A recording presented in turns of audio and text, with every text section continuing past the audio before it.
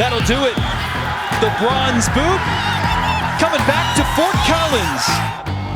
It was immediately after the game in 2020 when we beat Wyoming.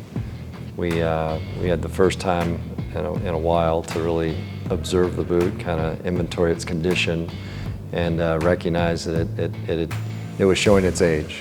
And so we thought as a department about it. We marshaled some of our resources, namely John Hearn, who's been a wonderful person in helping us kind of archive the history of the department, and started talking to him about boot preservation, and then felt that we should bring our folks north of the border into the conversation. So we started a conversation with Tom Berman and his staff about boot preservation, and they were obviously agreeable to partnering with us to bring it back to a state in which not only was it preserved, but it was really enhanced and brought back to its original condition.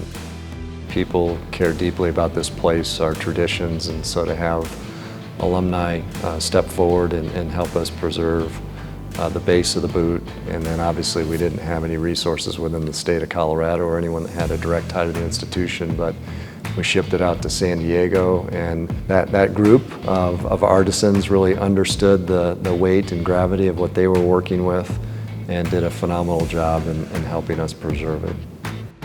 The boot arrived, it was really bad shape as we saw. The whole thing was coming apart. So what we had to do is just like, even though boot was intact, we had to separate it to make it stronger. We make it like three-piece. We take the whole bottom out and the sole of the shoes, we took it out. We fixed it, we make sure all the parts that it was coming off the shoes, it's glued now, it's part of the shoes again. And then we put it all back together and make it one piece again. But I was really, really excited knowing where the boot, what the history of boot is, and came over here, and it's great to know that you're part of history from this point on. I mean, it was a responsibility that we understood the weight of it. It wasn't that we could substitute another boot.